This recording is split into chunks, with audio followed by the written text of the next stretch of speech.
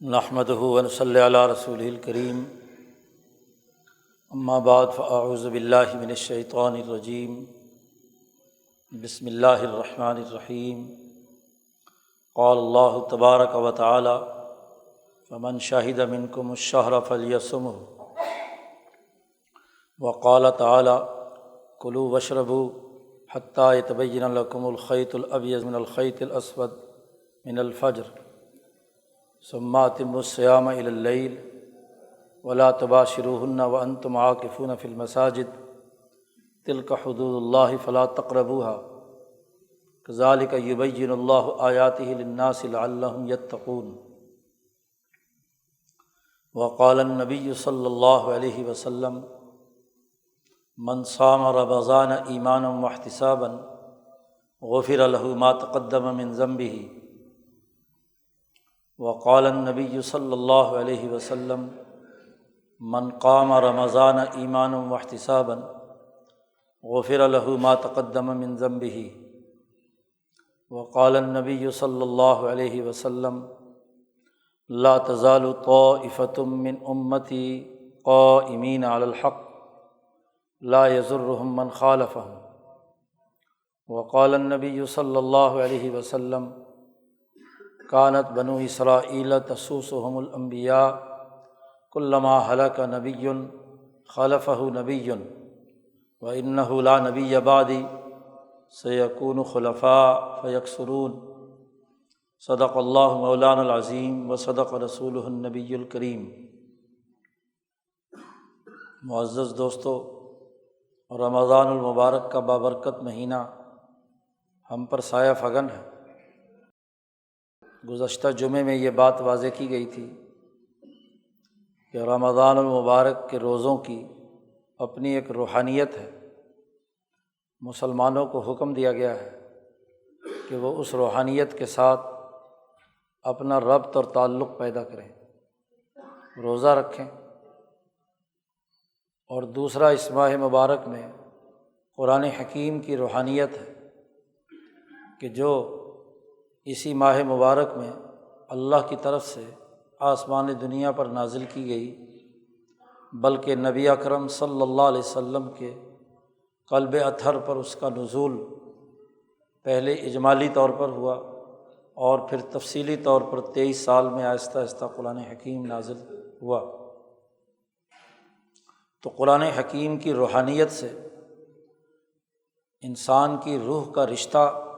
اس ماہ مبارک میں بہت تیزی سے قائم ہوتا ہے، اس لیے کہ انسان کی روح 3 دائروں سے تعلق رکھتی ہے۔ اس کی نفسی اور طبعی خصوصیات کے حامل بہت سے نفسیاتی مسائل ہیں۔ اس کا قلب ہے جو ارادوں کا مرکز ہے، اس کی عقل ہے جو گرد و پیش کے حقائق کا صحیح تجزیہ کرتی ہے، انالیسس کرتی ہے، اور ایک صحیح رائے قائم کرنے کی صلاحیت کی حامل ہوتی ہے۔ انسانیت حیوانیت سے تبھی ممتاز اور بلند ہوتی ہے جب اس میں یہ تینوں چیزیں مکمل طور پر فنکشنل ہوں۔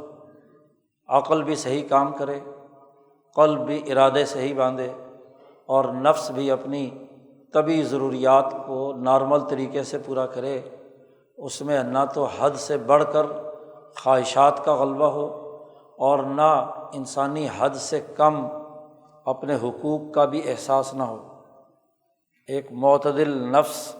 ایک معتدل قلب، ایک معتدل عقل ایک انسان کی کامیابی کا دار و مدار انہی چیزوں پر ہے۔ ان کاموں کو پورا کرنے کے لیے، تعلیم و تربیت کے لیے اللہ تعالیٰ نے یہ ماہ مبارک رکھا ہے، اور اس ماہ مبارک میں ہمیں حکم دیا ہے کہ فمن شہد منکم الشہر، جو آدمی بھی اس مہینے کے شروع ہوتے وقت موجود ہے اس دنیا میں، اس عالم شہود میں ہے، سب کے سامنے زندہ ہے، جو آدمی بھی من شاہدہ، جو یہاں موجود ہے اور یہ مہینہ اس نے پا لیا، خواہ 1 دن پا لیا، 2 دن پا لیے، 4 دن پا لیے، جتنے دن اس نے پائے ہیں، 5 دن بعد مر گیا، 10 دن بعد مر گیا، یا پورا رمضان زندہ رہا، اس پر لازمی ہے کہ فلیصمہ، کہ وہ روزہ رکھے۔ قرآن حکیم نے یہ بنیادی حکم دیا، اور اس سے پہلے والی آیت میں اللہ نے فرمایا ہے کہ تم پر روزے فرض کیے گئے ہیں، اور وہ روزے جو تم پر لازمی اور ضروری ہیں وہ ایام معدودات، وہ گنتی کے دن ہیں، ایام ہیں۔ پھر اس کی وضاحت کر دی کہ ان ایام سے مراد پورا ایک مہینہ ہے، 29 کا ہو یا 30 کا ہو، پورا مہینے کے ایام 30 ایام یا 29 ایام ہیں جو گنتی کے دن ہیں پورے سال بھر میں۔ ان گنتی کے دنوں میں تمہیں روزہ رکھنا ہے۔ تو روزے کا تعلق یوم سے ہے، دن سے ہے۔ چنانچہ قرآن حکیم نے یہ بنیادی حکم دیا، اور تقریباً تمام انبیاء، حکماء اور تمام مذاہب میں روزے کا حکم موجود رہا ہے۔ حکماء نے بھی اپنے متبعین سے اس بات کا مطالبہ کیا ہے کہ اگر وہ صحت چاہتے ہیں، صحیح انسان بنا ہوا رہنا چاہتے ہیں، تو ان کے لیے ضروری ہے کہ وہ فاقہ کشی کریں، روزہ رکھیں، برت رکھیں، جو بھی اس کے لیے نام مختلف مذاہب میں رکھے گئے ہیں، جیسا کہ تفصیل سے پچھلے جمعے یہ بات اس پر ہو چکی ہے۔ تو روزہ تمام اخلاقیات میں، تمام انبیاء کی تعلیمات میں، تمام حکماء کے پیش نظر رہا ہے۔ ایک بات جو ہمیں یہاں آج سمجھنا ضروری ہے وہ یہ کہ اخلاقی طور پر تو ہر ایک نبی نے حکم دیا ہے، اور اس دور میں انسانوں کی جتنی استعداد یا صلاحیتیں تھیں، ان کی بہیمیت یا ملکیت تھی، اس کے مطابق انبیاء علیہم السلام نے انہیں اتنے دنوں کا روزہ رکھنے کا حکم دیا ہے، خواہ وہ 3 دن ہو، مہینہ ہو، 40 دن ہو، جیسی جیسی افراد کی بہیمیت کو کنٹرول کر کے صحت نفسانی، صحت قلبی اور صحت عقلی کی ضرورت تھی، نبی نے ناپ تول کر اس کے مطابق ان کاموں کے کرنے کا حکم دیا ہے۔ اور عام طور پر یہ حکم حکماء کے ہاں تو انفرادی تھا کہ کچھ افراد کر لیں تو بس کافی ہے، اخلاقی طور پر کر لیں تو اچھی بات ہے، صحت مند ہو جائیں گے۔ لیکن حنیفی تحریک کے انبیاء نے باقاعدہ ان کے لیے مخصوص ایام کر دیے، اور اس کے لیے طریقہ کار بھی وضع کیا، اور وہ طریقہ کار وضع کیا یا نظام بنایا انہوں نے اپنی اپنی قوم کو سامنے رکھ کر، کہ قوم کی جیسی حالت تھی اس کے مطابق سسٹم بنا دیے گئے۔ نبی اکرم صلی اللہ علیہ وسلم پوری انسانیت کی طرف مبعوث ہوئے ہیں، تمام انسانوں کی کامیابی کا نظام لے کر آئے ہیں۔ اب یہ اصول اور ضابطہ، یہ بر اور نیکی جو دنیا بھر کے تمام مذاہب میں مسلمہ ہے، معروفات میں سے ہیں، اس کو معروف ہی ہر جگہ سمجھا گیا، عرف اسی کے مطابق رہا۔ اس پورے عرف کو، اس معروف کو عملی طور پر روبکار کیسے لایا جائے گا، اس کا عمل کیسے ہوگا؟ عمل کے لیے ضروری ہوتا ہے ایک نظام کا ہونا۔ تو دین اسلام کی خصوصیت یہ ہے کہ اس نے بین الاقوامی سطح پر تمام انسانوں کے لیے ہر کام کو کرنے کا ایک بین الاقوامی نظام دیا ہے۔ آج کی جو سب سے بڑی کمزوری ہے وہ یہ کہ ہم مذہب یا دین کا مطالعہ کرتے ہیں انفرادی نقطہ نظر سے، زیادہ سے زیادہ اصلاحی یا اخلاقی نقطہ نظر سے، کہ اخلاقی طور پر یہ بات اچھی ہے، اصلاح اس کے مطابق ہونی چاہیے، یا یہ کہ ایک فرد جو ہے انفرادی طور پر اس نیکی کے اور اچھے کام کو کرے، اور وہ تو صدیوں سے انسان آدم سے لے کر لوگ کرتے آئے ہیں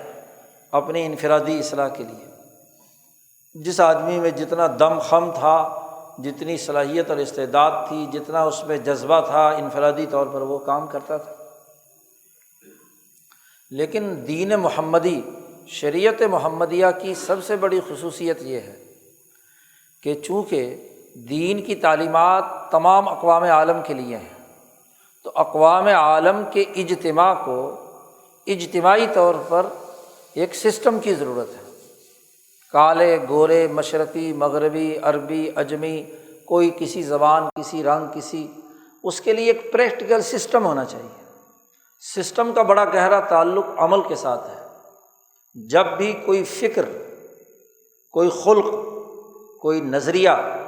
روبہ عمل آتا ہے تو بغیر کسی سسٹم کے نہیں آتا، ہمیشہ اس کے لیے سسٹم بنایا جاتا ہے، امور طے کیے جاتے ہیں، اس کی حدود بیان کی جاتی ہیں، اس کا کرنے کا طریقہ کار واضح کیا جاتا ہے، پروسیجر بیان کیے جاتے ہیں، اس کی پوری ہیرارکی بیان کی جاتی ہے کہ اس طریقے سے یہ کام روبہ عمل آنا ہے۔ آج مہذب دنیا بھی اپنے بیانیوں کو عمل میں لانے کے لیے کوئی نہ کوئی جب تک سسٹم نہیں بناتی، کوئی پروسیجر طے نہیں کرتی تو وہ بیانیہ عمل میں نہیں آتا، وہ نظریہ عمل میں نہیں آتا۔ کوئی قانون کتنا ہی آفاقی، کتنا ہی اچھا ہو تو وہ قانون، اس قانون پر عمل درآمد سسٹم کے تھرو ہوگا، اس کے لیے باقاعدہ ایک نظام وضع کیا جائے گا۔ اب ہمارے ہاں یہ غلامی کے زمانے میں مذہب کے حوالے سے یہ تصور پیدا ہو گیا کہ ہم انفرادی وعظ، اصلاح اور انفرادی طور پر نیک بننے کی باتیں اخلاقی طور پر بہت کرتے ہیں، لیکن بطور سسٹم کو دین کے سمجھنے کے تصورات سے ہم عاری ہو گئے۔ طرفہ تماشا دیکھیے کہ دنیا میں وہ جو مسلمانوں پر غالب ہونے والی قوتیں تھیں، جنہوں نے ممالک پر قبضے کیے، اپنے منظم نظاموں کے ذریعے سے کیے، خواہ ان کا ملٹریزم تھا یا پولیٹیکل سسٹم تھا یا اقتصادی اور معاشی سسٹم تھا، اس کے طے کردہ ان کے خیال کے مطابق پروسیجر تھے، طریقہ کار تھا، پورا نظام تھا، ہیرارکی تھی، اس کے تحت ہم مسلمانوں پر انہوں نے قبضہ کیا، اور مسلمانوں کے دماغوں سے وہ سسٹم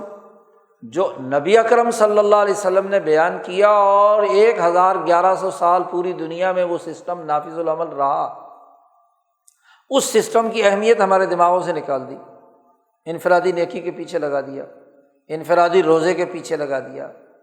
انفرادی عبادات کے پیچھے لگا دیا، وعظ و نصیحت کی بحث باتوں تک محدود کر دیا، سسٹم کے تناظر میں دین کے سمجھنے کا عمل ختم کر دیا۔ اب یہ جو تصور پیدا کیا گیا، اس سے بہت ساری گمراہیاں پیدا ہوئیں۔ ان گمراہیوں میں سے ایک بڑی گمراہی یہ ہے کہ مسلمانوں سے کہا گیا کہ جی بس تمہارے لیے قرآن کافی ہے، بس جی قرآن اصل ہے، اور قرآن کی بنیاد پر تم چیزوں کو دیکھو کہ قرآن میں کن باتوں کا کس دائرے میں کتنا حکم دیا گیا ہے، بس اتنا کافی ہے۔ اچھا جی، قرآن کی تشریح کیسے ہوگی؟ قرآن ایک اجمالی قانون کی کتاب ہے، اللہ کی آیات ہے، اس کا عملی نظام کیا ہوگا؟ اس کے لیے اس دور کے خود ساختہ متجددین پیدا کیے گئے کہ جی اس آیت کا لغوی ترجمہ یہ ہے، عربی میں یہ کہتے ہیں، اس کا مطلب یہ ہوگا۔ دوسرے نے کہا نہیں جی یہ نہیں، یہ ہے، تو اس نے اپنی لن ترانی کی۔ تیسرا آیا، اس نے اپنا ایک نیا تصور، تشریح کا قرآن کا۔ اب ان کی بنیاد پر فرقے بنا دیے گئے، گروہیتیں پیدا کر دی گئیں، اور پھر ان میں لڑائی جھگڑے کرائے گئے کہ بھائی تیری تشریح قرآن کی ٹھیک نہیں ہے، میری تشریح قرآن کی ٹھیک ہے۔ اس پر فرقے، گمراہیاں، فتوے اور پورا انتشار، ڈیوائیڈ اینڈ رول کی پوری سیاست 200-250 سال 300 سال میں یہاں مسلط کی گئی، جس کے نتیجے میں دین کے اس بنیادی نظام کو جو حضرت محمد مصطفیٰ صلی اللہ علیہ وسلم، آپ کے صحابہ، تابعین، اولیاء اللہ، علماء ربانیین اور عدل و انصاف قائم کرنے والے حکمرانوں نے پورے تسلسل کے ساتھ 1200 سال تک دنیا میں قائم رکھا، وہ پس پش ڈال دیا گیا۔ دماغ میں یہ ڈال دیا گیا کہ پچھلی تاریخ تو بس ایسی تھی، وہاں تو بڑے جھگڑے تھے، انتشار تھا، حالانکہ جس دور میں سسٹم تھا اور اس سسٹم پر تمام امت مسلمہ بلکہ تمام اقوام متفق تھیں، اس کے بارے میں تو شک پیدا کر دیا، اور اس دور میں نئے فرقے پیدا کر کے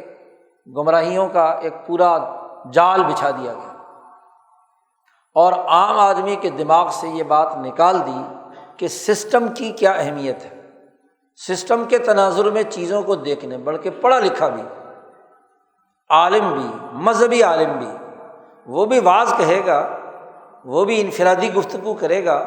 وہ نیکیوں کے فضائل بیان کرے گا، لیکن اس کے سسٹم کی نظام کے اعتبار سے گفتگو اور اس کے سمجھنے سمجھانے کا عمل وہ نظروں سے غائب ہو۔ وہ زیادہ سے زیادہ زور لگائے گا کہ جی چونکہ شریعت کا یہ حکم ہے تو بس اس کو چاہے سمجھ میں آئے یا نہ آئے تم پر یہ نافذ ہوگا، بس بغیر کسی عقلی تشریح کے، بغیر کسی سسٹم کے فہم کے، بغیر کسی شعور کے۔ اب جدید دور میں عقلی سوالات اٹھا دیے اور سسٹم کو عقلی طور پر سمجھنے سمجھانے پر گفتگو نہیں کی گئی۔ اس کا نتیجہ یہ ہے کہ وہ یہ دیکھتا ہے نوجوان ہمارا، خاص طور پر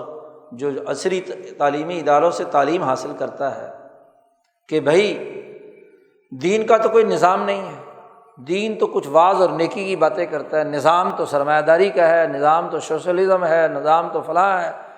جی دین کا کیا نظام ہے، اس پر گفتگو نہیں کی جاتی۔ حالانکہ نبی اکرم صلی اللہ علیہ وسلم کی شریعت محمدیہ کی سب سے بڑی خصوصیت یہ ہے کہ جتنی معروفات، نیکی یا انسانی کامیابی کے بنیادی امور، نظریات، افکار، اخلاقیات تھیں، ان کا عملی نظام نبی اکرم صلی اللہ علیہ وسلم نے استوار کیا ہے۔ آپ اور آپ کے صحابہ نے اس کا پورا ایک نظام بیان کیا ہے۔ اب مثلاً یہاں حکم دیا گیا تھا کہ دن گنتی کے ہیں، ان دنوں میں تمہیں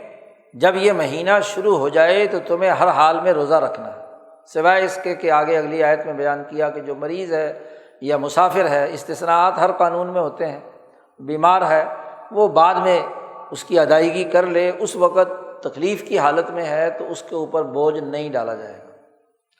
سسٹم کے تناظر میں جب ہم گفتگو کرتے ہیں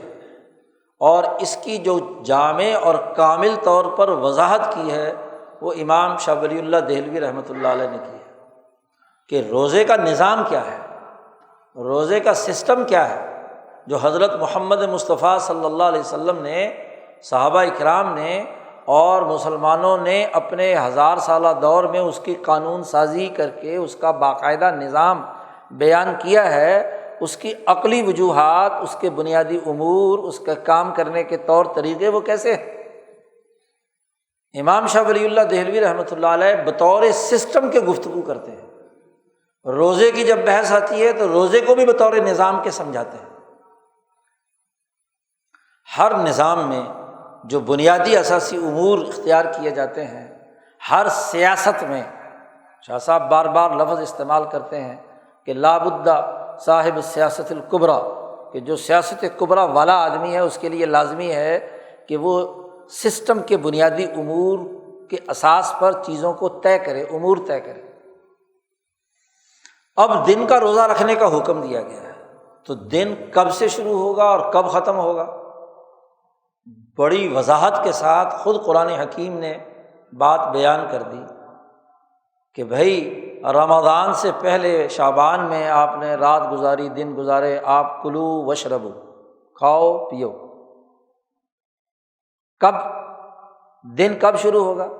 حتیٰ یتبین، یہاں تک کہ تمہارے سامنے وضاحت کے ساتھ خیط الابیض خیط الاسود سے جدا ہو جائے، یعنی صبح صادق واضح طور پر طلوع ہو جائے تو صبح صادق کے طلوع سے دن شروع ہو جاتا ہے، ایوم شروع ہو جاتا ہے۔ اچھا جی کب تک رہے گا؟ الی اللیل، روزہ رکھو، اتم الصیام الی اللیل، رات تک۔ تو دن کا اختتام، دن کا لفظ لازمی ہے اور رات کے لیے قرار دے دیا گیا۔ اس سے پہلے آیت میں احل لکم لیلۃ الصیام الرفث الی نسائکم، رات میں حلال ہے، رات میں کھانا پینا جو بھی کچھ ہے افطاری آپ نے شروع کر دینی ہے۔ تو ٹائم متعین کر دیا، اور ٹائم کے تعین کرنے میں جو قانون سازی کی یا سسٹم بنایا وہ کل انسانیت کے امور جو انسانوں کے ہاں متفق علیہ ہیں ان کے تناظر میں نظام وضع کیا جاتا ہے۔ سسٹم جب بھی بنایا جاتا ہے تو جو انسانوں کی مجموعی حالت دیکھی جاتی ہے کہ مجموعی طور پر انسانوں کے ذہنوں میں امور سے متعلق کیا تصورات ہیں، ان کے جسم میں کتنی کیپیسٹی ہے اس کام کرنے کی۔ اگر کوئی نظم ایک آدمی کی صلاحیت اور استعداد سے زیادہ بوجھ ڈال دے تو سسٹم کی خرابی ہے، یا استعداد سے کم بوجھ ڈالے تب بھی خرابی ہے، اس کو سسٹم نہیں کہتے۔ کہ ایک آدمی 8 گھنٹے ایک کام کرنے کی اہلیت اور صلاحیت رکھتا ہے، اتنی مقدار کا جو کام ہے وہ 8 گھنٹے میں پورا ہونا چاہیے ایک معتدل انسان میں۔ اگر آپ اس سے کم بوجھ ڈالیں گے تو آپ کے سسٹم کی خرابی ہے کہ آپ نے پورا اس کے وقت کو استعمال نہیں کیا۔ اسی طرح اگر آپ نے اتنا بوجھ ڈالا اس پر کہ جو 8 گھنٹے میں پورا نہیں ہوتا، مجبوراً اسے 2 4 گھنٹے اضافی لگ کر کام کرنا پڑتا ہے، تو تب بھی سسٹم کی خرابی ہے کہ انسان کی جتنی استعداد اور صلاحیت سی اس سے کم یا زیادہ بوجھ ڈالنا۔ شاہ ولی اللہ صاحب فرماتے ہیں کہ دیکھو روزہ رکھنا ضروری تھا، اب اللہ پاک نے 1 مہینے کے روزے رکھنے کا حکم دیا ہے، 11 مہینے آزاد چھوڑ دیا ہے، نفلی روزے ہیں، اس کا جی چاہے رکھے دن میں، نہ رکھے نہ رکھے، اپنی جسمانی صلاحیت اور اپنی استعداد کے مطابق۔ لیکن فرض روزہ اس کے علاوہ پورے 11 مہینے میں نہیں ہے۔ تو اب یہ ایک مناسب مقدار ہے، 30 دن کے روزے ایک مناسب مقدار ہے کہ سال میں 1 مہینے کے 30 دن کے روزے رکھے جائیں، 29 یا 30 جیسا بھی ہو، تو یہ کافی ہے۔ اب اگر شاہ صاحب کہتے ہیں 1 ہفتے کا روزہ ہوتا ہے، بعض مذاہب کے اندر 3 دن کا روزہ تھا، اور 3 دن کا روزہ ایسا تھا کہ لگاتار رکھتے تھے، 3 دن تک کچھ نہیں کھاتے پیتے تھے، یا ہندو جوگیوں کے یہاں ہفتہ ہفتہ، مہینہ مہینہ، چلے 40 دن، ہاں جی، کچھ نہیں کھانا پینا۔ ابن بطوطہ کا سفر نامہ ہے، اس نے یہاں ہاں جی ہندوؤں کے روزوں کے حوالے سے لکھا ہے کہ 6 مہینے کا بھی روزہ رکھتے تھے، 1 گندم کا دانہ کھا کر 6 مہینے تک بھی بھوکے پیاسے رہتے تھے۔ تو مشق ہے نا، مشق کے مطابق جو آدمی جس انتہا پسندی کی طرف چلا جائے۔ تو شاہ صاحب فرماتے ہیں کہ یہ مسلسل 3 دن نہ کھانا پینا یا ہفتہ بھر نہ کھانا پینا، یہ انتہا پسندی، یہ تعمق ہے، یہ ایک معتدل انسان کے مزاج کے خلاف ہے۔ اس لیے ضروری سمجھا کہ صرف دن کا روزہ ہونا چاہیے، الیوم کا روزہ ہونا چاہیے۔ پھر دن کا روزہ ہو اور صرف 1 ہفتے میں روزے ختم ہو جائیں یا 10 دن میں روزے ختم ہو جائیں، تو یہ بھی جسم انسانی کی عقلی، قلبی، نفسی صلاحیتوں کو سیکل نہیں کرے گا، یہ ڈوز پوری نہیں ہے۔ اس کو پورا کرنے کے لیے ضروری ہے کہ ادھر سے رات کا وہ معاملہ آزاد کر دیا کہ کھاؤ پیو جی، صرف دن میں روزہ رکھنا ہے، اور ادھر سے مدت بڑھا دی کہ 30 دن جو ہے وہ روزے رکھنے ہیں، مہینہ پورا روزہ رکھنا ہے۔ تو یہ سسٹم کی خوبی ہے کہ پورے سال میں کم از کم اتنی مقدار دی ہے جو نہ انتہا پسندی پر مبنی ہے، نہ کم ہے نہ زیادہ ہے، اعتدال کے ساتھ۔ پھر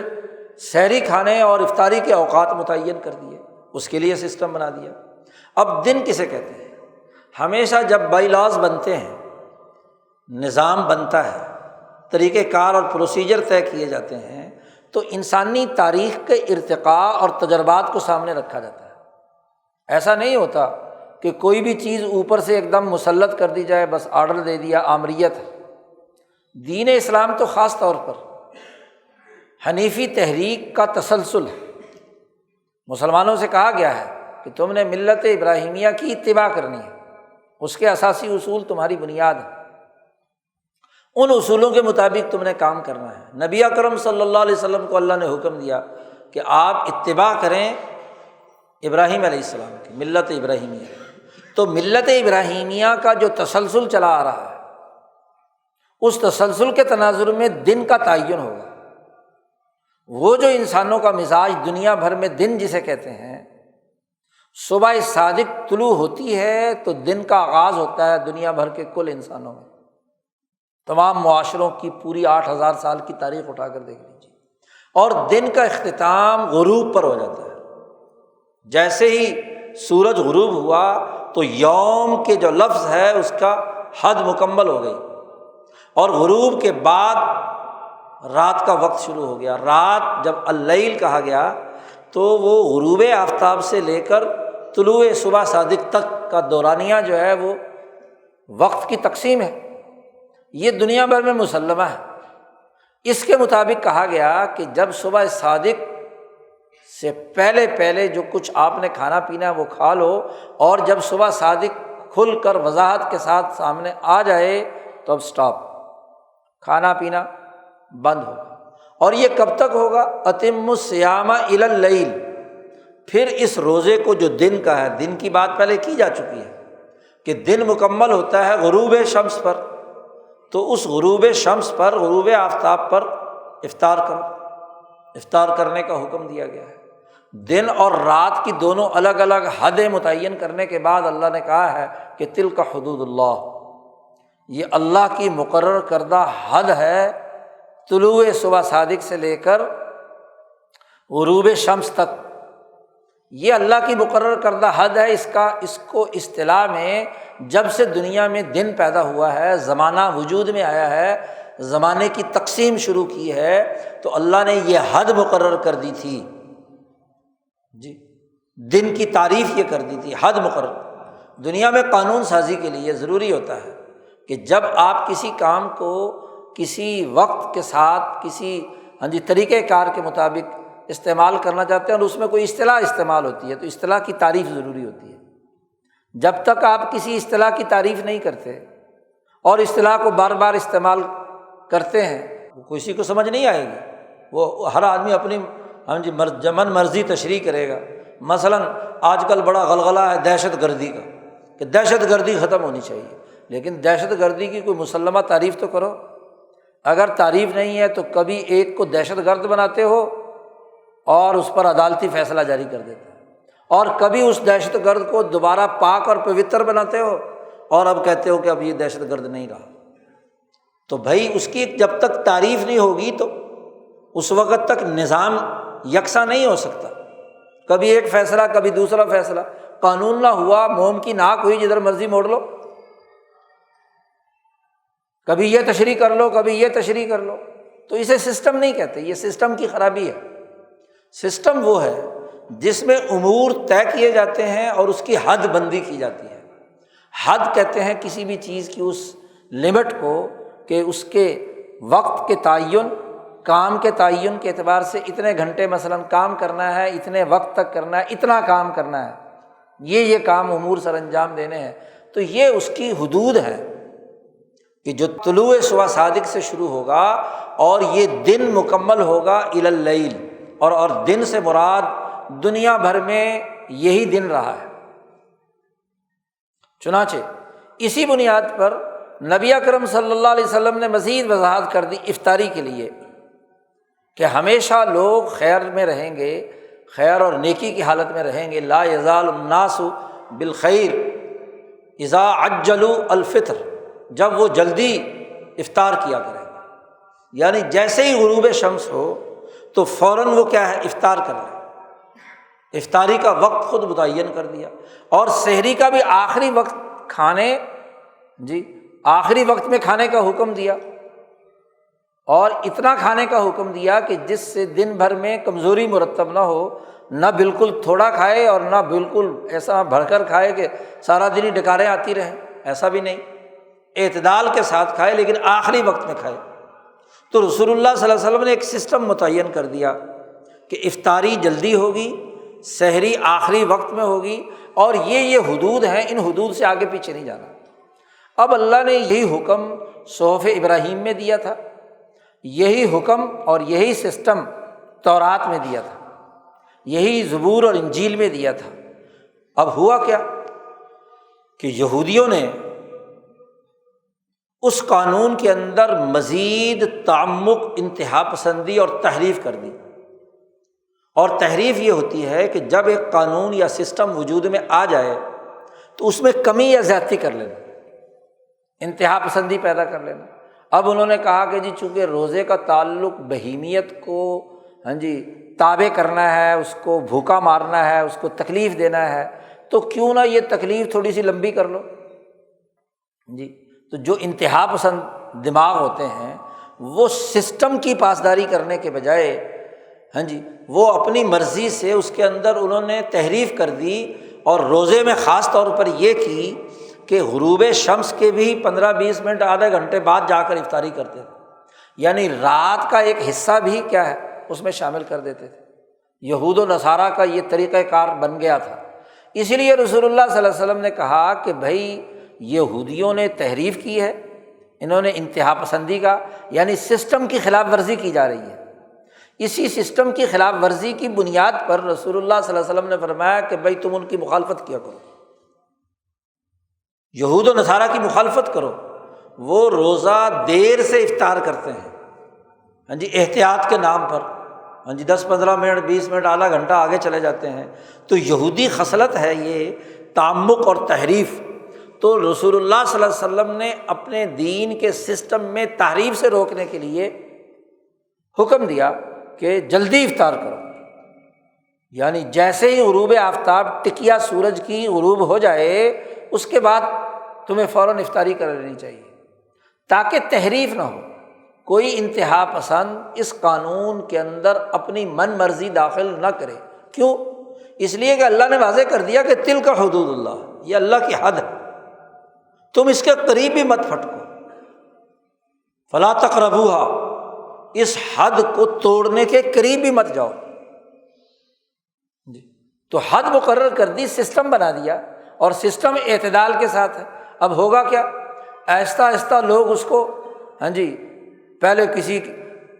عیسائی راہبوں نے یا یہودی ہاں جی علماء نے خود شروع کیا، ان کے لیڈروں نے شروع کیا کہ جی چلو جی تھوڑا سا اور وقت لمبا کر دیں، نفس کو اور تکلیف پہنچائیں، ہاں جی، رہبانیت کی تناظر میں، اور ہوتے ہوتے ان کے عوام میں بھی پھیل گیا۔ اب عام آدمی بیچارہ جو سارا دن کا محنت مزدوری کرنے والا آدمی ہے، اب اس کو کہا جائے کہ مزید آدھا گھنٹہ انتظار کر، تو اس کے لیے تو مصیبت ہے۔ تو تحریف جو ہے وہ پیدا ہو گئی، اس تحریف کو روکنے، اس انتہا پسندی کو روکنے کے لیے رسول اللہ صلی اللہ علیہ وسلم نے یہ حکم دیا کہ افطاری جلدی کیا۔ تو تلک حدود اللہ کی تشریح ہے۔ اب عجیب بات ہے کہ جو سسٹم کے تناظر کی بات ہے اس کو سمجھنے کے بجائے یہودی خصلت کچھ لوگوں نے، اسلام کے کچھ فرقے جو نسل پرست ہے اور یہودی خصلتیں جن میں پائی جاتی ہیں، انہوں نے اس کو بڑھا دیا۔ حالانکہ یہ حدیث جو ابھی سنائی ہے کہ لوگ ہمیشہ خیر اور نیکی پر قائم رہیں گے جب تک وہ جلدی افطار کرتے رہیں گے، یہ بخاری کی بھی ہے، مسلم کی بھی ہے۔ ترمذی کے الفاظ یہ ہیں کہ اللہ کو وہ بندے بہت پسند ہیں جو افطاری جلدی کرتے ہیں۔ اللہ کو، اللہ فرماتے ہیں کہ مجھے سب سے بہترین محبوب وہ بندے ہیں جو افطاری جلدی کرتے ہیں، یعنی حد مکمل ہو گئی۔ اس کا مطلب یہ کہ سسٹم کی ایک اہمیت ہے، سسٹم کو بائی پاس کرنے، سسٹم کو توڑنے کی اجازت نہیں ہے۔ جب ایک نظم قائم ہو گیا، ایک سسٹم وجود میں آ گیا اور اس کے قاعدے آپ نے منظور کر لیے، تو اس سسٹم کے جتنے بھی افراد ہیں ان پر لازمی اور ضروری ہے کہ اس سسٹم کے مطابق اسے کام کو ہونا چاہیے۔ جو وقت اس کے لیے مقرر کیا تھا اس وقت میں اسے کام کو مکمل ہو جانا چاہیے۔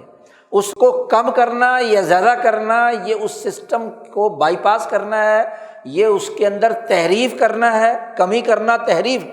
اور زیادتی کرنا انتہا پسندی ہے، تعمق ہے، اور یہ دونوں چیزیں سسٹم کے تناظر میں گناہ اور جرم ہے۔ نبی اکرم صلی اللہ علیہ وسلم کی اس حدیث سے یہ بات واضح ہو گئی کہ سسٹم بنیادی اہمیت رکھتا ہے، ورنہ تو آپ دیکھیے اخلاقی اعتبار سے دیکھا جائے تو کیا ہے جی، روزہ جو ہے وہ اگر آدھا گھنٹہ لیٹ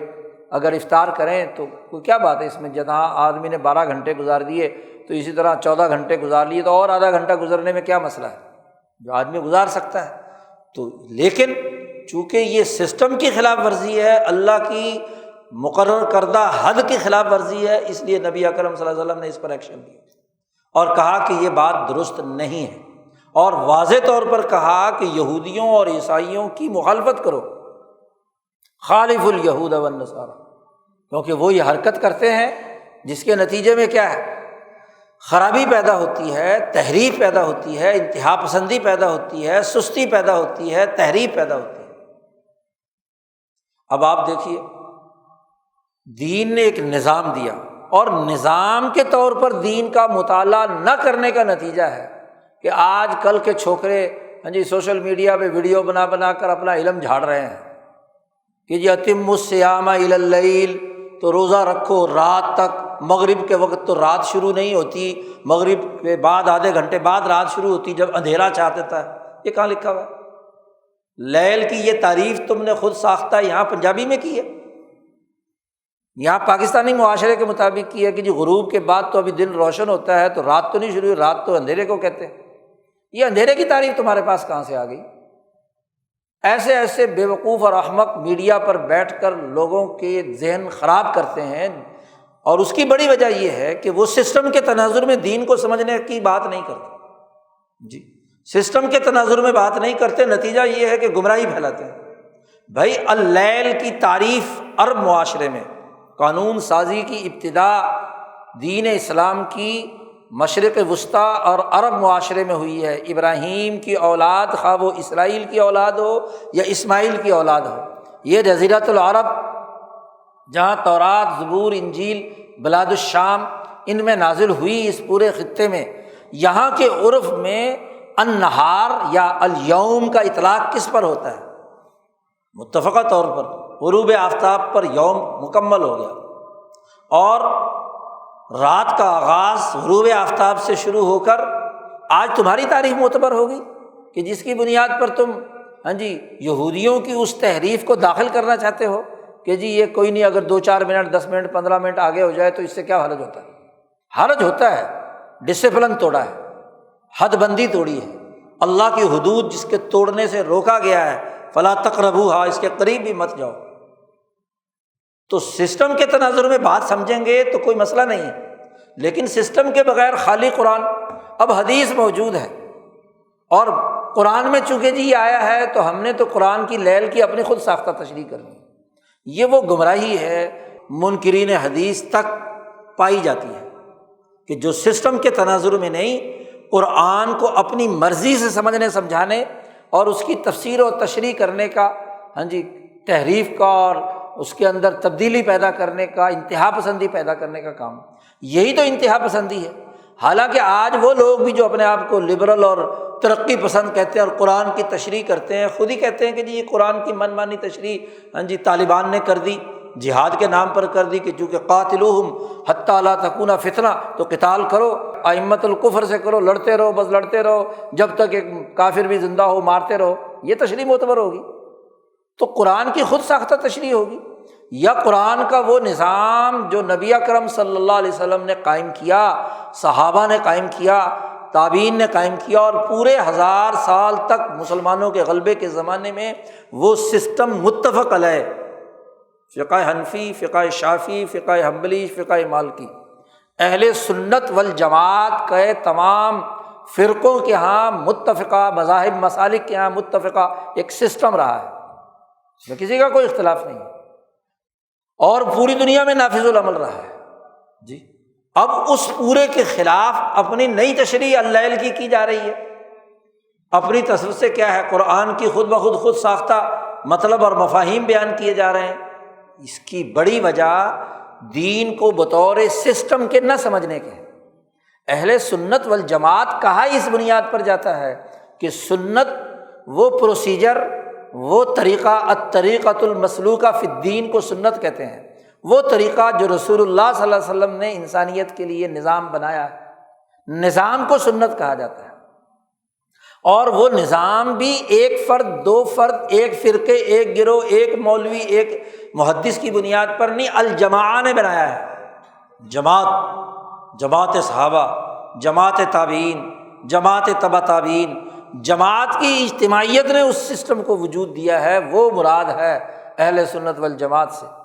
تو جماعت متفق ہے، رسول اللہ صلی اللہ علیہ وسلم نے اس کی وضاحت کی ہے، اسی کی اساس پر پوری اجتماعیت قائم ہوئی ہے، اور مسلمانوں کے غلبے کے دور میں وہ نظام اسی کے مطابق قائم رہا ہے پوری دنیا میں،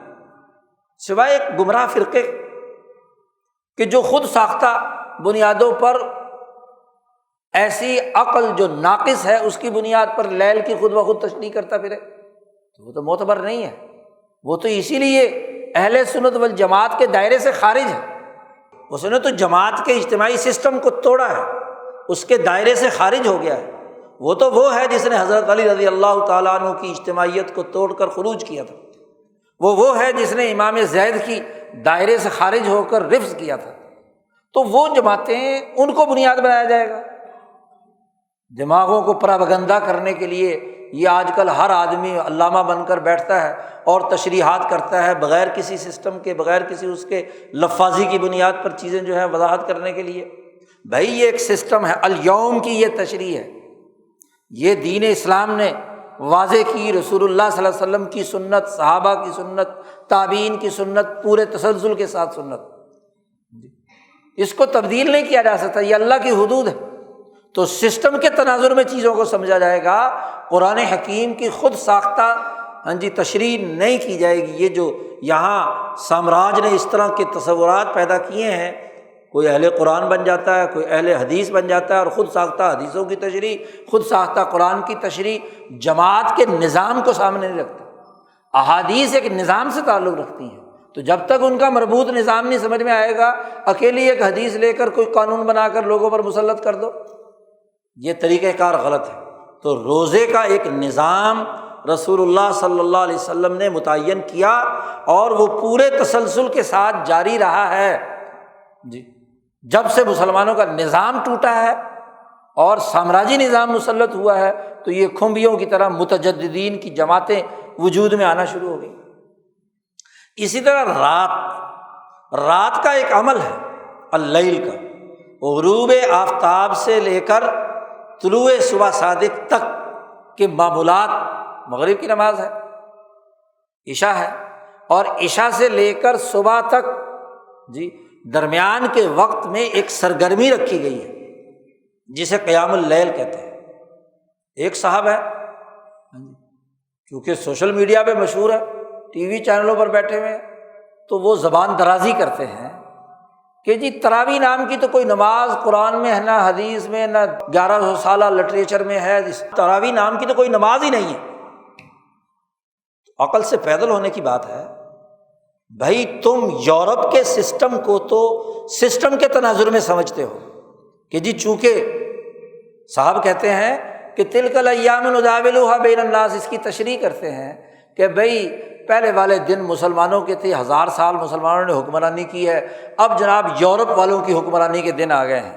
اور اللہ پاک دنوں کو بدلتا رہتا ہے، تو اب یہ زمانہ یورپ والوں کا ہے۔ یورپ والے جو بھی کچھ کہیں یا کریں، سیاست میں، معیشت میں، عبادت میں، نظام میں،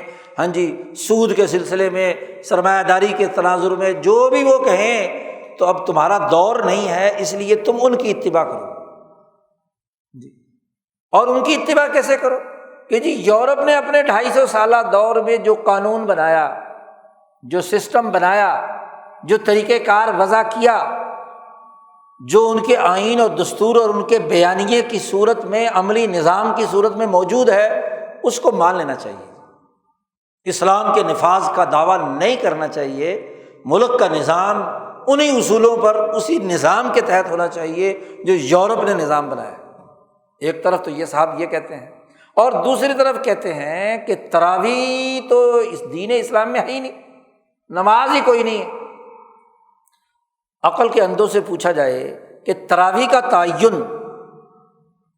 دین اسلام میں کب سے ہے؟ یہ بات تاریخی حقیقت ہے کہ حضرت عمر فاروق سے لے کر آج کے دم تک حرمین شریفین خاص طور پر اور دنیا بھر کی تمام مساجد میں جو ان کے ساتھ واقعی طور پر اٹیچ ہیں، ان کے ہاں 20 تراویح کا عمل مسلسل پوری اجماع امت سے ہو رہا ہے، 1400 سال سے ہو رہا ہے۔ اور آپ کہیں کہ کوئی نظام ہی نہیں ہے، کوئی نماز ہی کوئی نہیں ہے تراویح تو تراویح جو ہے اس کا کرنے کی کیا ضرورت ہے، تراویح پڑھنے کی کیا ضرورت ہے، تراویح کی اہمیت اجتماعیت ختم کر دی۔ تو بھائی جو جماعت نے کام کیا ہے اور اس جماعت کے کام کا تعلق سسٹم سے ہے، یورپ کے سسٹم تو دماغوں میں ان کے انڈیلنا چاہتے ہو، لیکن جو سسٹم محمد مصطفیٰ صلی اللہ علیہ وسلم نے بنایا، جو خلفائے راشدین نے بنایا، جو اجماع امت سے جماعت کے ذریعے سے پورے تسلسل کے ساتھ قائم رہا، اس کا انکار کرتے ہیں۔ تمہارا اپنا اصول جو یورپ کے معیارات کو لینے کے لیے ہے، وہ اصول اس پر کیوں نہیں فٹ ہوتا؟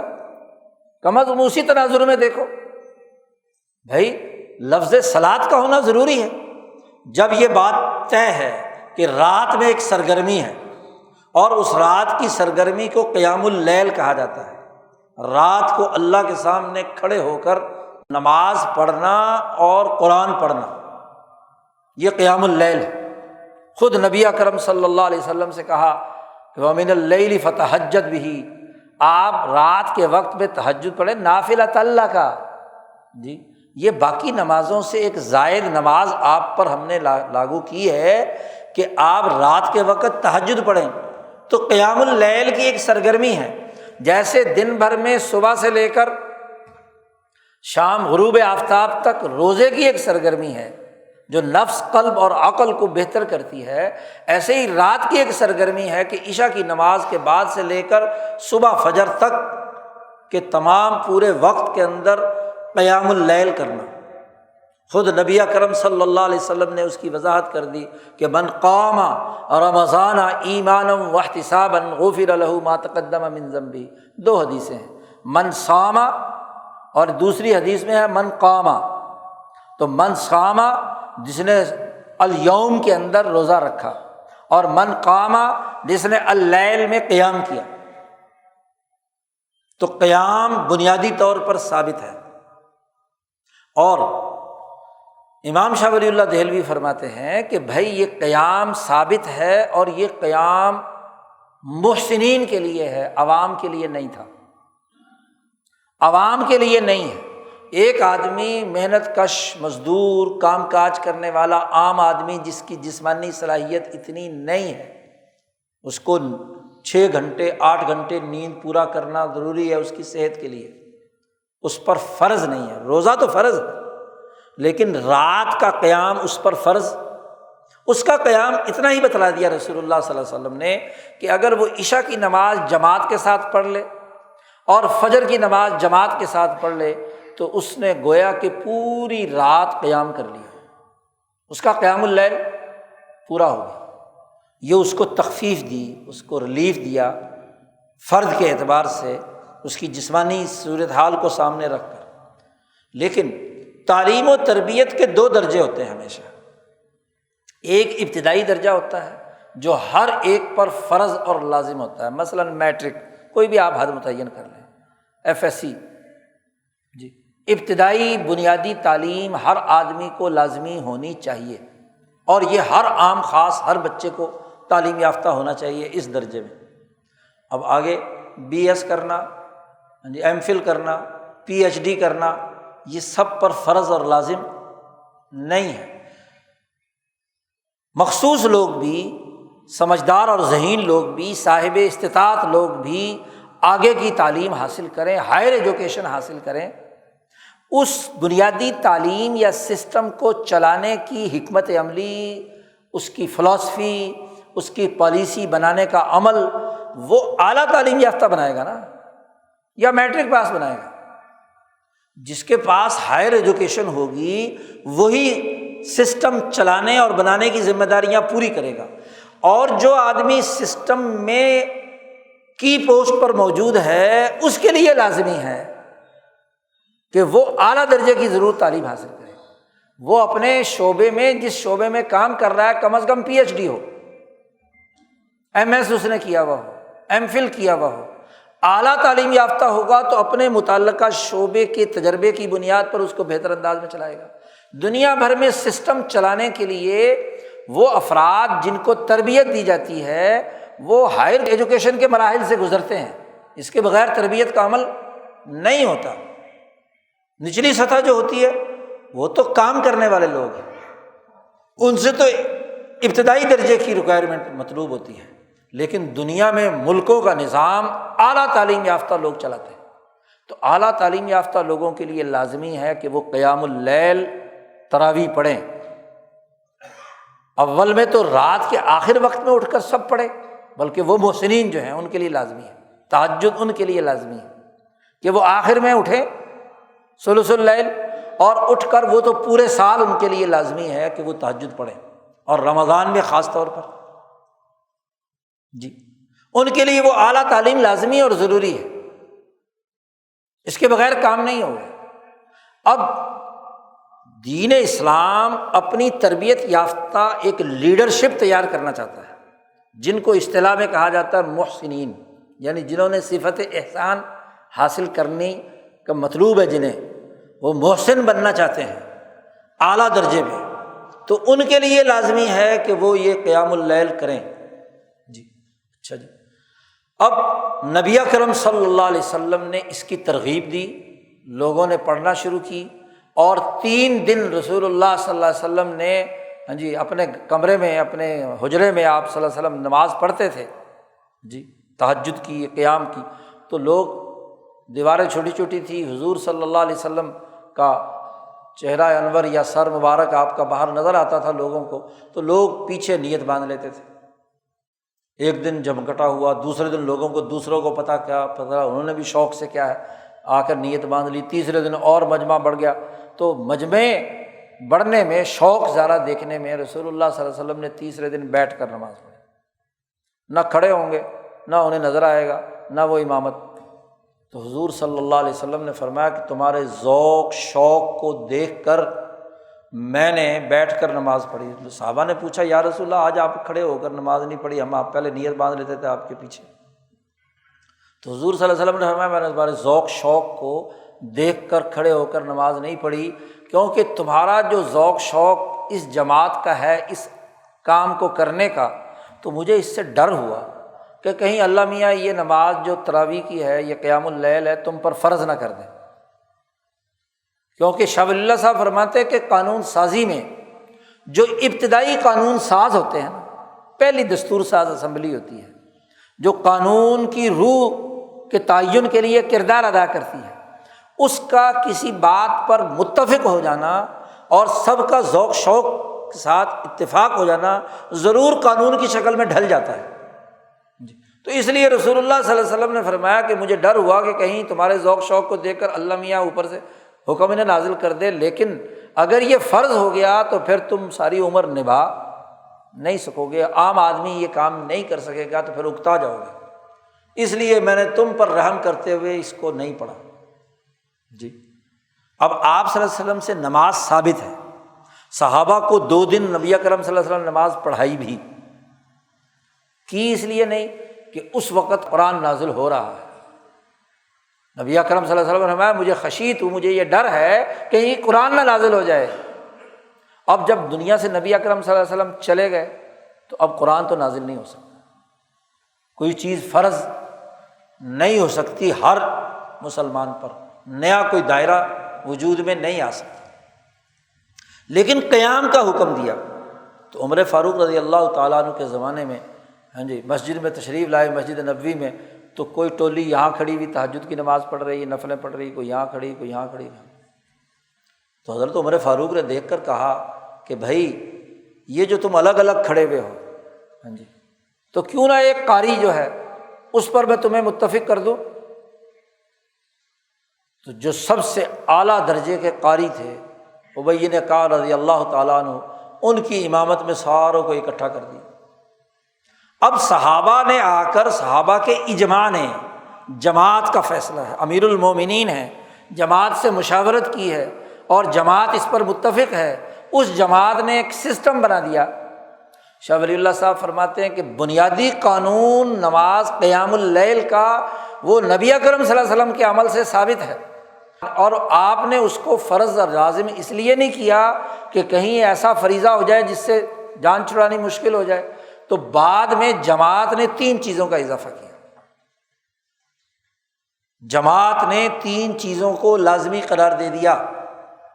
ایک تو یہ پیدا کر دیا، عمر فاروق کے فیصلے سے رولنگ جاری ہو گئی، سسٹم نے طے کر دیا، دستور ساز پارلیمنٹ نے واضح کر دیا۔ ایک تو یہ کہ لوگ مسجدوں میں اجتماع کریں، اجتماع ہونا چاہیے، ایک قاری کے پیچھے پڑھیں، تاکہ چھوٹے چھوٹے گروپ ادھر ادھر ہونے کے بجائے اجتماعیت قائم ہو، کیونکہ دین اجتماعیت کے لیے آیا ہے۔ تو سسٹم کے لیے ضروری ہے کہ اجتماع ہو بجائے یہ کہ انفرادیت ہو۔ پھر جب انفرادیت پڑھیں گے، ایک ہی مسجد میں کوئی یہاں پڑھ رہا ہے، کوئی یہاں پڑھ رہا ہے، کوئی یہاں پڑھ رہا ہے، آپس میں آوازیں ٹکرائیں گی تو دوسرے کے پڑھنے میں خلل ہو سکتا ہے، ہاں جی، غلطی کا اشتباہ ہو سکتا ہے۔ تو ایک مسجد میں ایک جماعت ہو، اور ایک جماعت کا طریقہ کار جیسا فرض نمازوں کے لیے تھا، ایسے ہی تراویح کے لیے انہوں نے اجتماع کو لازمی قرار دے دیا۔ ایک بات۔ دوسری بات، قیام اللیل کا اصل وقت تہجد سے پہلے تھا، تہجد کا وقت تھا، یعنی صبح صادق کے آخری سحری سے پہلے۔ اب جب اجتماع کرنا ہے تو اب سسٹم کے تناظر میں اگر اس وقت اجتماع کیا جائے سب لوگوں کا، کہ سب لوگ اپنے گھروں سے آئیں اس وقت تہجد پڑھنے کے لیے، اب یہاں سے جانا ہے واپس، سحری کھانی ہے، پھر واپس آنا ہے فرض نماز پڑھنے کے لیے آنا ہے، تو 2 دفعہ۔ تو سسٹم بنانے میں اس بات کا لحاظ رکھا جائے گا کہ افراد بار بار تو ان کو سفر کی زحمت نہیں ہو رہی، تکلیف نہیں ہو رہی۔ تو دوسری اہم ترین بات جماعت نے طے کی سسٹم کے طور پر کہ بھائی جب اجتماع کرنا ہے تو جو عشاء کی نماز ہے، چونکہ اس سے پہلے کھانا کھا چکے ہیں، افطاری کر چکے ہیں، تو عشاء کے بعد کوئی کھانے پینے کا تقاضا بھی نہیں ہے، تہجد کی صبح نماز پڑھنے کے بعد تو سحری کھانے کا تقاضا ہے۔ تو یہاں ابھی کیا ہے، کوئی تقاضا نہیں ہے، اس لیے عشاء کے بعد متصل کیوں نہ جماعت کر لی جائے،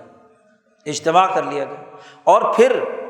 گو یہ نماز ہے محسنین کے لیے، مخصوص قیادت والے لوگوں کے لیے، رہنماؤں کے لیے، لیکن جب اجتماع ہے تو جس آدمی میں بھی استطاعت ہے، فرض واجب نہیں ہے کہ ضرور وہ اٹھ کر آ کر تراویح پڑھے، بیمار ہے، مسافر ہے، یا ویسے کوئی حاجت اور ضرورت پیش آتی ہے تو کوئی لازمی اور فرض نہیں ہے، لیکن وہ آنا چاہے تو وہ بھی جماعت میں، تاکہ اجتماعی ماحول بنے۔ اور اجتماعی ماحول میں جب قرآن پڑھا جائے گا، قرآن کی روحانیت تو وہ سینوں میں اترے گی، توجہ سے لوگ پڑھیں گے، قاری اچھا ہوگا، ایک ایک لفظ کو کھل کر بیان کرے گا، پڑھے گا، قرات کرے گا، تو اس کی روحانیت لوگوں کے قلوب پر اثر انداز ہوگی۔ تو جو بھی جس کو وقت ملے، فرض نہیں ہے، وقت ملے آ جائے، اور گویا کہ سنت مؤکدہ بنا دی، سنت بنا دی کہ تاکید کی گئی ترغیب کے طور پر،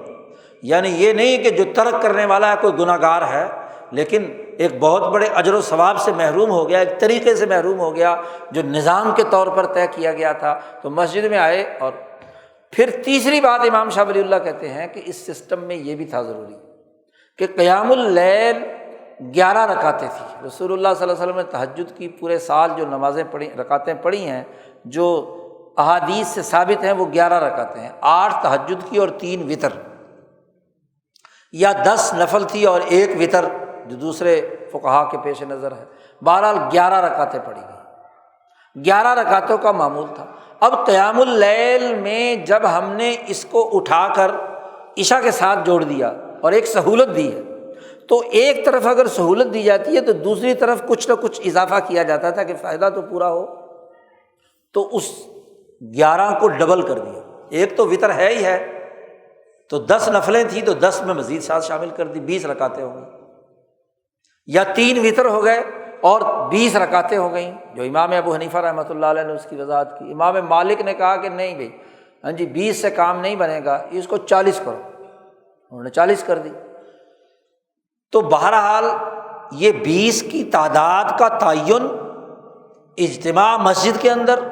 اور پھر بجائے تہجد کے وقت کے عشاء کی نماز کے بعد، یہ 3 امور جماعت نے بطور سسٹم کے لاگو کیے، اور جماعت کے ذریعے سے اس لیے بنایا، قانون سازی کی کہ فرض رسول اللہ صلی اللہ علیہ وسلم کی زبان مبارک سے بات آ جاتی تو فرض ہو جانا تھا، اس لیے فریضے سے بچنے کے لیے جماعت نے نظام بنایا، اور وہ نظام پوری دنیا میں آج بھی نافذ العمل ہے۔ اور پھر یہ کہنا پوری 1400 سال کی اسلام کی تاریخ اور پوری اجتماعیت اور تمام متفق علیہ اجماعی بات کے بارے میں یہ کہنا نماز ہی کوئی نہیں ہے، یہ ضرور کہا جا سکتا ہے کہ ہر آدمی پر فرض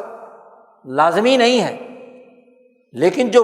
خاص طور پر لیڈرشپ ہے، قیادت کے دعوے دار ہیں، جنہوں نے انسانوں کی تعلیم و تربیت کرنی ہے، علماء ہیں، حکمران ہیں، ہاں جی، جنہوں نے سسٹم چلانا ہے، ان کے لیے لازمی ہے، ان کی تربیت اس کے بغیر نہیں ہوگی۔ کیوں کہ قرآن حکیم پر جب کان سے توجہ لگا کر اس کا مطلب اور مفہوم سمجھتے ہوئے قرآن حکیم پڑھیں گے، سمجھیں گے، تو اس سے قانون سمجھ میں آئے گا، سسٹم سمجھ میں آئے گا، انبیاء کے واقعات سامنے آئیں گے، تو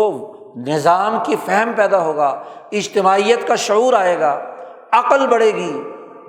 قلب کے اندر صلاحیت پیدا ہوگی غور و فکر کی، دماغ کے اندر صلاحیت پیدا ہوگی، نفس جو ہے وہ مہذب بنے گا، اس کے سائیکل کرنے کے جو طور طریقے قرآن حکیم نے پورے میں بیان کیے ہیں، جب توجہ سے قرآن سنے گا، قرآن پڑھا جائے گا، ترتیل کے ساتھ پڑھا جائے گا، تو اس کے اثرات، مطلوب تو تربیت ہے،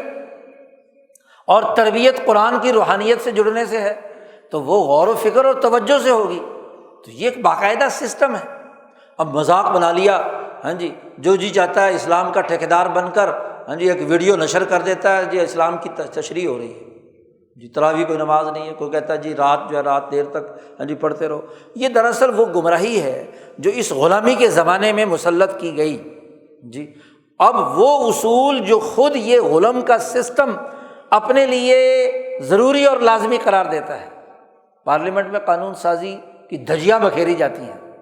جی، اور وہاں جو مسلمہ دنیا بھر کی جمہوری پارلیمنٹ کے طریقہ کار ہیں، ان طریقہ کار کے مطابق جو سسٹم دین کے بنے ہوئے ان کا انکار کریں گے۔ یورپی پارلیمنٹ کی بات مانیں گے، امریکی کانگریس کی بات مانیں گے، ہاں جی،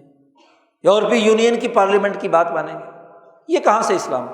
یہ کہاں کی عقل کی بات ہے، یہ کون سے شعور کی بات ہے؟ اور دوسری طرف ہمارا مذہبی طبقہ ہے، بغیر سسٹم کے وہ حکم اور آرڈر دے کر، اور وہ حکم اور آرڈر بھی بغیر اتھارٹی کے ہے۔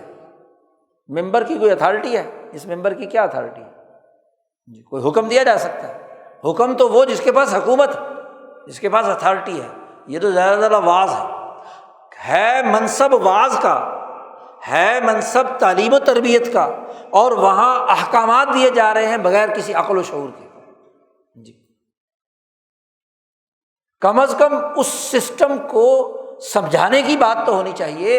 عقل و شعور کو تو اپیل کرنا چاہیے۔ واعظ کے لیے شرائط شاہ صاحب نے بیان کی ہیں، امام غزالی نے بیان کی ہیں، ایک مدرس کے لیے، ایک معلم کے لیے، ایک واعظ کے لیے، ایک مذکر کے لیے، ہاں جی، ایک جو مربی ہے اس کے لیے لازمی قرار دیا ہے کہ کن کن باتوں کو پیش نظر رکھ کر اس نے واعظ کہنا ہے، امور سمجھانے ہیں۔ بھائی وہ جو تربیت دینے والا ہے اس کا کام ہے سسٹم سمجھانا، سسٹم کی تربیت دینا، کہ سسٹم یہ ہے، اس سسٹم کو ایسے کیا جائے گا۔ وہ حکم اور آرڈر جاری نہیں کرے گا، وہ سسٹم کو سمجھا کر اس کے عقل اور شعور کے اندر ایسے پیوست کرے گا کہ وہ چیز اس کا حصہ بن جائے، اس کے وجود کا، وہ اس کو اون کرے۔ تحکم کی بنیاد پر، ڈنڈے کے زور پر مسلط نہیں کر سکتا، کیونکہ اس سے تو بات سمجھ آنے کے بجائے نفرت پیدا ہوگی۔ جب آپ غیر عقلی بات کر رہے ہوں گے ممبر پر بیٹھ کر، آپ واعظ کہہ رہے ہوں گے جس کی کوئی ترتیب نہیں ہوگی، جس کا سسٹم سے کوئی تعلق نہیں ہوگا، تو جو سسٹم کا آدمی ہے وہ کبھی بھی مطمئن نہیں ہوگا، وہ تو اس جاری سسٹم کا اعلی کار اور ایجنٹ رہے گا، کیونکہ اس سسٹم میں وہ کام کرتا ہے، وہاں کی ہیرارکی کو جانتا ہے، وہاں کے طریقہ کار کو جانتا ہے، تو اسی کے مطابق وہ سوال کرنا چاہتا ہے۔ اور آپ چونکہ اس سوال کا جواب دینا نہیں چاہتے، آپ تحکم کے ساتھ اپنی بات اس سے منوانا چاہتے ہیں، تو یہ تحکم سے تو کوئی بات نہیں مانی جاتی۔ واعظ کا طریقہ یہ ہے کہ وہ سسٹم سمجھائے۔ رسول اللہ صلی اللہ علیہ وسلم، نبی اکرم صلی اللہ علیہ وسلم کے نے جو نظام بنایا، صحابہ نے جو نظام بنایا، جماعت نے نظام، اس کو اللہ نے کہا ہے قل فللہ الحجۃ البالغہ، یہ اللہ کی حجت بالغہ ہے۔ عقلی طور پر بات سمجھائی اس سے پہلے والے رکوعوں میں شرک کے خلاف اور وحدانیت کی حقیقت، اور پھر کہا فللہ الحجۃ البالغہ، اور اسی کو اساس بنا کر امام شاہ ولی اللہ دہلوی نے پورے دین کو، نماز، روزہ، حج، زکوٰۃ، احسان، معیشت، سیاست، پورا کا پورا نظام بطور مذکر، بطور واعظ، بطور معلم، بطور مربی، امام شاہ ولی اللہ دہلوی نے یہی بات سمجھائی ہے۔ تو جو شاہ ولی اللہ سے رشتہ جوڑتے ہیں ان کو بطور سسٹم کے دین کے تمام امور سمجھانا ہے۔ اور یہ شاہ صاحب کے افکار اور ان کی تعلیمات کو پڑھے بغیر سمجھ میں نہیں آ سکتا۔ جو اپنے آپ کو امام شاہ ولی اللہ کے ساتھ نسبت رکھنے کی دعوے دار جماعت ہو، افراد ہوں، ان کے لیے لازمی ہے کہ بطور سسٹم کے پورے عبادات کے نظام کو، سیاست کے، معیشت کے، اجتماعیت کے وہ امور جو خاص طور پر دین اسلام کے تناظر میں، رسول اللہ صلی اللہ علیہ وسلم کی احادیث کے تناظر میں امام شاہ ولی اللہ دہلوی نے واضح کیے ہیں، انہیں سمجھنا ہے، اس کے مطابق اعتماد پیدا کرنا ہے۔ اور جب یہ بات سمجھ میں آ جائے گی تو پھر آپ کو ان جو عقل کے نام پر لٹ لیے پھرتے ہیں، کبھی قرآن کے نام پر، کبھی حدیث کے نام پر، بغیر کسی سسٹم کے بات کر رہے ہیں، خواہ وہ اس سسٹم کے اعلی کار ہیں یا رجت پسند ہیں جو بغیر کسی سسٹم کے باتیں کر رہے ہیں، دونوں کی خرابی سمجھ میں آ جائے گی کہ دونوں میں کمزوری کیا ہے، دونوں میں خرابی کیا ہے۔ تو آج رمضان کے مہینے میں رمضان کے سسٹم کو، آپ صلی اللہ علیہ وسلم کی بیان کی ہوئی احادیث کو اجتماعی نظام کے تناظر میں سمجھنا سمجھانا، یہ ہماری ذمہ داری ہے۔ اللہ تعالیٰ ہمیں شاہ صاحب کے علوم و افکار سے پوری مناسبت پیدا کرنے کی توفیق عطا فرمائے، عقل و شعور نصیب فرمائے، اور غلبہ دین کے نظریے سے کام کرنے کی توفیق عطا فرمائے۔ وآخر دعوانا ان الحمد للہ رب العالمین۔